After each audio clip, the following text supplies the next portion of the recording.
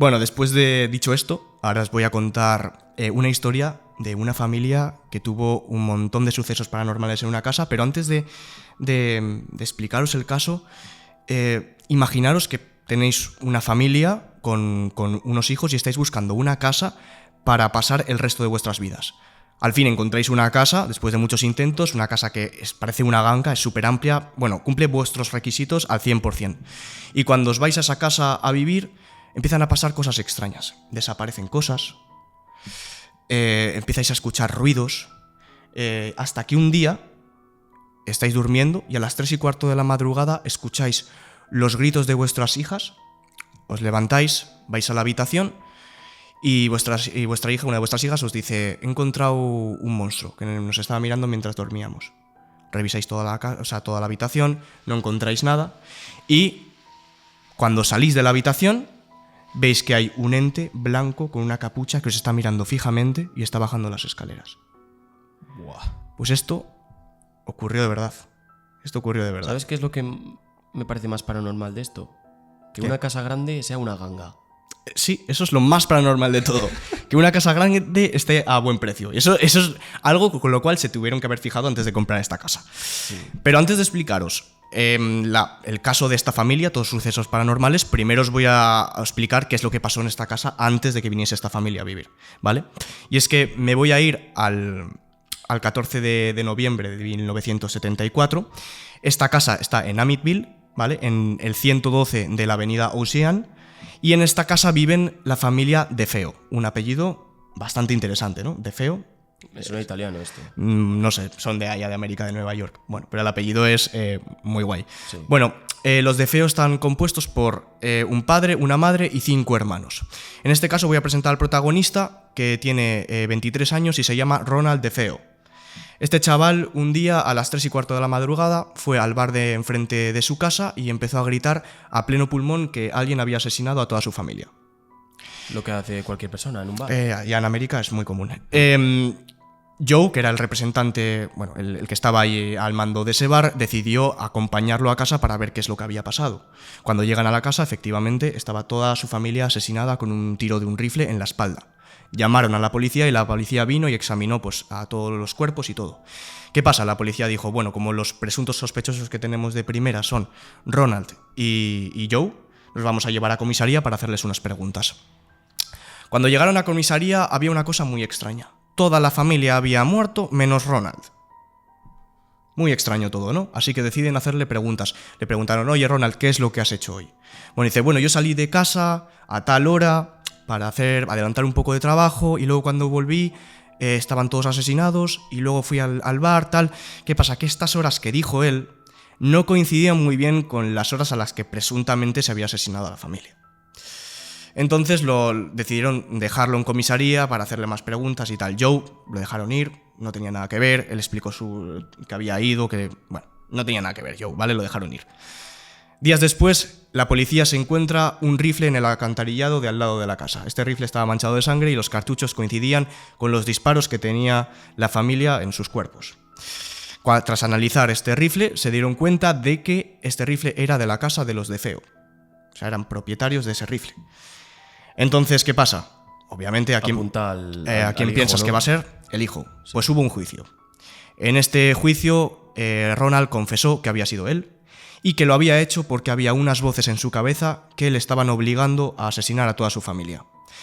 El juez revisó el expediente de este señor, de Ronald, y vio que tenía antecedentes con pequeños crímenes y sobre todo antecedentes de droga. ¿Vale? Ese tío pues parece ser que se metía esquizofrenia, igual, a la vez que vendía, entonces dijo, muy bien, ya que has confesado que has sido tú el culpable, pues te condenamos a 6 cadenas perpetuas. Este chico, Ronald, falleció en el 2021, por si a alguien le interesa, con lo cual ahora mismo Hace poco, ¿eh? No está vida. Eso es, hace 3 años. Vaya. Bueno, dicho esto, voy a contar ahora la historia de la familia que fue un año más tarde, en 1975, a vivir a esa casa, a la 112 de la avenida Ocean. ¿Vale? Pero antes de nada quiero que recordéis algo muy importante. Cuando él reportó los cuerpos y cuando presuntamente se hizo este asesinato fue a las 3:15 de la madrugada. ¿Vale? Esta hora va a ser muy clave para hablar de ahora del caso que voy a hablar a continuación. La familia Lutz Los voy a presentar. La familia estaba compuesta por George y Kathy, que eran 2 chicos de 30 años que se acababan de casar y tenían 3 hijas, ¿vale? Estaban buscando una casa para poder vivir el resto de su vida. Tenían de presupuesto unos 20.000 a 50.000 dólares. Estuvieron mirando un montón de casas, más de 50 casas, no les gustaba ninguna, hasta que fueron un día a hablar con la inmobiliaria y la chica de la inmobiliaria les dijo que había una casa que costaba 80.000 dólares, era un poco más cara, pero que podía ser la casa de sus sueños. Porque ellos lo que pedían era una casa amplia, que tuviese jardín, que estuviese pegada a un embarcadero del río para poder guardar sus botes y poder salir a dar un paseo por el río, que tuviese una habitación propia George para poder montar su oficina. Y bueno, pedía una casa de ensueño, ¿vale? Con un presupuesto reducido.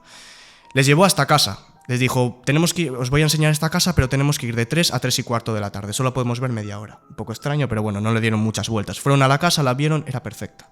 Perfecta. Les encantó. Y decidieron pagar los 80.000 dólares. Pero la inmobiliaria les avisó que un año antes había habido un asesinato, una masacre. Murieron 6 personas. Pero George dijo, bueno, no te preocupes, aquí los que matan son los humanos, no las casas. Se equivocaba. Se equivocaba porque iban a pasar sucesos paranormales que lo iban a recordar para el resto de sus vidas. Compran la casa y empieza la mudanza. El primer día llevan cosas y empiezan a ver primero que en la casa hace mucho frío. Estamos hablando de que en la calle hacía 20 grados y dentro de la casa parecía el Polo Norte. Dijeron, bueno, la casa lleva mucho tiempo cerrada, vamos a encender una hoguerilla, tenían una chimenea para calentar la casa. No le dieron muchas vueltas. Empezaron con la mudanza y desaparecían cosas. Aparte de eso, escuchaban ruido en el sótano, las habitaciones de arriba. Así que como George y Kathy eran muy religiosos, decidieron llamar al cura, ¿vale? Que este cura se llamaba Padre Pecoraro, ¿vale? Un nombre que no voy a repetir, voy a llamarlo cura, ¿vale? O padre. Cuando vino el padre, Kathy le explicó, mira, estamos escuchando ruidos, han desaparecido cosas y estaría bien, padre, si puedes santificar la casa. El padre empezó a echar agua bendita por todas las habitaciones hasta que subió arriba. Arriba el padre escuchó una frase muy clara. Decía, fuera de aquí. El padre se asustó, pero siguió bendiciendo toda la casa.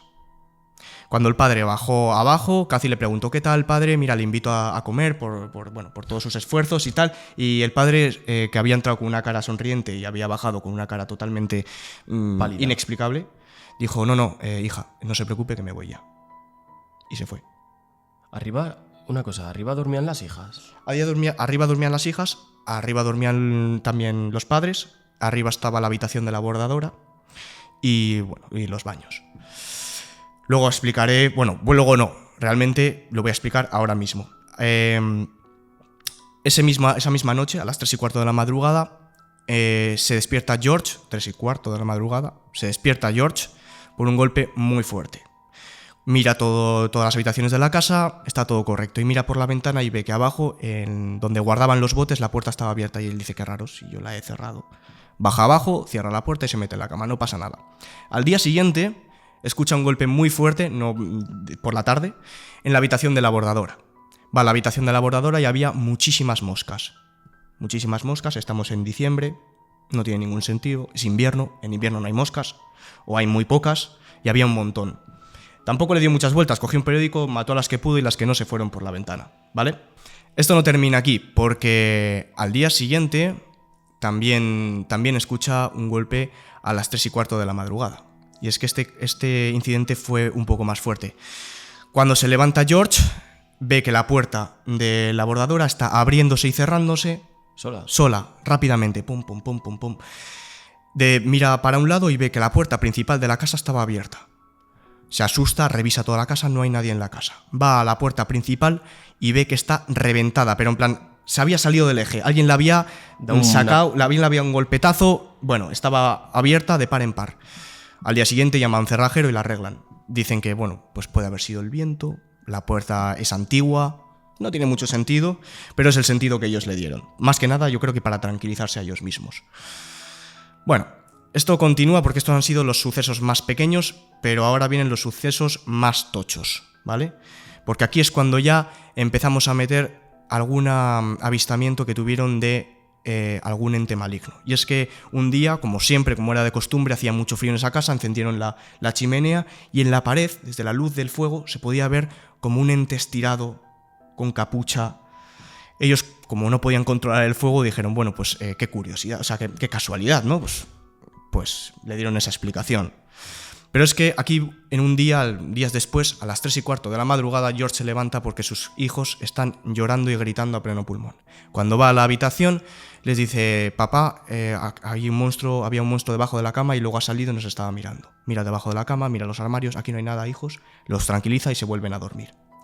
Cuando sale por la habitación, se encuentra en las escaleras un ente que le está mirando fijamente con una capucha mientras baja las escaleras. ¿Era una sombra? Era un ente blanco. Inexplicable. Bueno, eso también viene con la casa, ¿no? Sí, eso venía con la casa. Lo que pasa es que en los papeles lo pondrían en letra pequeña. Ah, bueno. Habla con su mujer y le dice, Cathy, acabo de ver algo que es inexplicable y nos vamos a ir de esta casa lo antes posible. Yo no quiero quedarme más en esta casa. Aquí hay algo y yo no quiero saber nada. Al día siguiente lo revisan bien, lo hablan en frío y Cathy le dijo, tenemos un problema, George, no tenemos dinero, acabamos de pagar $80,000 en esta casa, con lo cual hasta que ahorremos dinero van a pasar unos meses. Esto quiere decir que nos vamos a tener que quedar en esta casa al menos unos meses más. Completo error. Como podéis entender, completo error. Esto continúa, esto no ha terminado. Empieza a haber un incidente con las niñas. Un día estaba Cathy en la cocina preparando la comida cuando una de las niñas pasa al lado suya hablándose sola. Y Cathy le pregunta, cariño, ¿con quién estás hablando? La niña le responde, estoy hablando con un cerdito, pero tranquila, tú no puedes verlo. Cathy se queda así pensando y dice, bueno, es una niña. Imaginación. Tendrá un amigo imaginario, no le vamos a dar más vueltas. Al día siguiente, a las 3:15 de la madrugada, como es de costumbre, George se levanta porque escucha un golpe muy fuerte. Cuando ve por la ventana que la puerta de abajo de los botes otra vez estaba abierta cuando él la había cerrado, no entiende nada. No le dan muchas vueltas, baja abajo, cierra la puerta. Cuando se da la vuelta y se fija en la ventana de la habitación de sus hijas, se encuentra a su hija mirándole fijamente y al lado de ella había un cerdo, enorme, con los ojos rojos mirándole fijamente. Buah. Él sube escapado para arriba corriendo y cuando abre la habitación de las niñas las tres estaban durmiendo y ahí no había ningún cerdo. ¿Qué dice? Bueno, estaba durmiendo, o sea, me he levantado rápido a las 3:15 de la madrugada, no le voy a dar muchas vueltas. A nada le querían dar explicación, al menos por el momento. Luego sí le van a dar la explicación y van a buscar ayuda. Hay más incidentes porque al día siguiente empiezan a limpiar la habitación del sótano hasta que de repente Cathy, sin querer, golpea a una de las tablas de la pared y se cae. En ella había un agujero y al mirar por el agujero se encuentran con una habitación pequeña. Rompen el resto de las tablas y entran a la habitación. La habitación estaba completamente pintada de rojo y en ella había un pozo que olía a putrefacción. No saben por qué, no saben qué es esa habitación, no estaba en los planos, no estaba en ningún lado y George habla con la inmobiliaria y habla con gente para intentar darle explicación. Lo que le cuentan a George es que en esa habitación Ronald DeFeo, el que hemos hablado anteriormente, llevaba cerdos y hacía rituales satánicos mientras se los cargaba. Y luego echaba los restos al pozo. Eso puede dar una explicación al cerdo que veía la niña, que podía ser algún demonio que se había reencarnado en un cerdo. Qué duro. Hasta aquí todo bien, pero aún queda más, ¿vale? Aparte de esta pequeña habitación, ahora vienen los incidentes que tuvo Cathy, la chica, ¿vale? Por destacar alguno, tuvo levitaciones. Algún día se despertó y estaba levitando. Entre uno de los días, cuando se despertó y no estaba levitando, vio que tenía todo arrugas por el cuerpo y cuando se levantó para ir al baño, se miró en el espejo, las arrugas habían desaparecido. Otro día más, se despertó levitando, pero esta vez tenía muchísimos golpes por todo el cuerpo. Otra vez cuando fue al baño, esos golpes habían desaparecido. Esto no es todo, porque también tenía alguna que otra pesadilla. Entre ellas, un día tuvo una pesadilla donde ella vio que toda su familia estaba siendo asesinada por una persona que tenía un rifle en la mano. Después de eso, divisó a una chica teniendo relaciones sexuales con una persona en la misma cama donde Cathy estaba durmiendo. Le intentó buscar explicación y por lo que llegó a entender con gente con la que habló, la persona con la que estaba viendo, la chica que estaba viendo que había divisado a toda su familia muriendo y tal, era la madre de Ronald, que había vivido antes en esa casa, que tenía relaciones sexuales con un amante en esa misma cama y también pues bueno, divisó a toda su familia morir y luego murió ella por su hijo. Esto no acaba aquí, ¿vale? Porque Kathy tuvo un incidente más, y es que cuando un día que se encontraba en la cocina limpiando los platos, de repente empezó a oler una colonia antigua, empezó a oler una colonia barata. Y de repente notó como que alguien le agarraba la cintura. Cuando se dio la vuelta, no había nadie.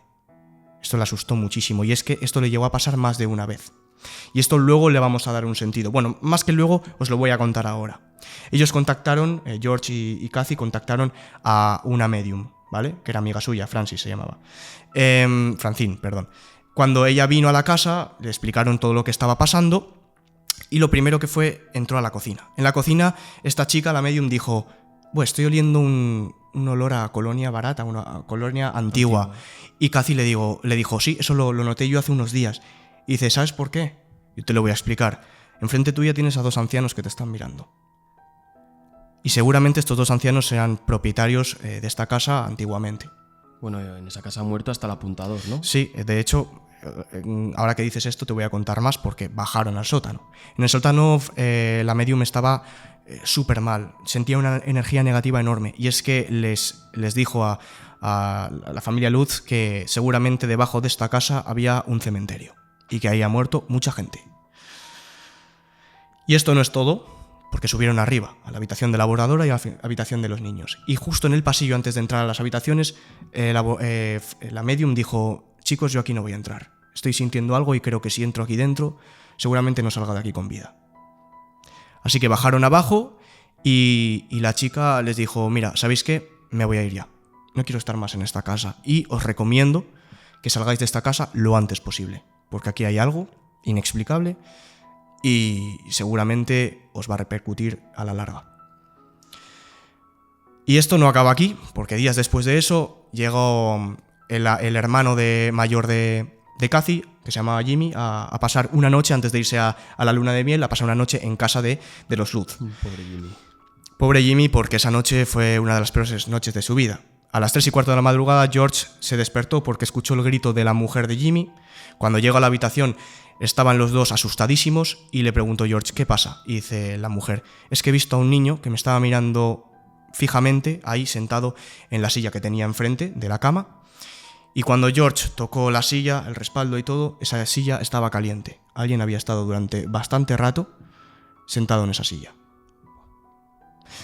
Y ahora voy a hablar de lo último de todo, porque si os recordáis al principio he comentado el padre, el cura. Bueno, este cura, cuando regresó de la casa de los Lutz, pasó unos casos paranormales que no había vivido jamás. Solamente llegar de esa casa, de hecho, estuvo durante un mes con pulmonía, súper mal, a punto de morir, y después de eso decidió intentar contactar con los Lutz para avisarles que se fueran de esa casa lo antes posible. Lo primero que hizo, coger el teléfono y marcar el número. En cuanto marcó el número de los Lutz, el teléfono empezó a arder, tuvo un montón de ampollas en la mano y no pudo contactarles. Lo intentó de otras maneras. Días después cogió el coche y tuvo un pequeño accidente y le impidió llegar a casa de los Lutz. Lo volvió a intentar días después yendo andando, también tuvo un accidente, no pudo llegar y al final desistió. O sea, el padre no pudo contactar a los Lutz y avisar que ahí había un problema porque el demonio no quería un demonio. Él pensaba que, porque era demonólogo, entonces él pensaba que había un demonio en esa casa, quería avisarles y le fue imposible. Después de eso tengo que decir que pudieron ahorrar dinero y se fueron de la casa y nunca más volvió a pasar nada con esta gente. Escribieron un libro, los Warren después hicieron una película, la podéis ver y una cosa. Y ya está. ¿Actualmente vive alguien en esa casa? Actualmente, de hecho, vive alguien en esa casa. Son gente anónima y no se sabe nada más. De hecho, dicen que fue todo igual una patraña para escribir un libro y para hacer una película y todo eso. Pero eso es todo lo que contaron y lo que contaron los Warren también, por supuesto. Y la gente que fue a vivir después a esa casa, pues lo más seguro es que, bueno, al menos no se sabe, no hay ningún reporte que conozcamos que tuvieron algún suceso paranormal ni nada. También se mantenieron en anonimato, la gente que fue después a vivir a esa casa.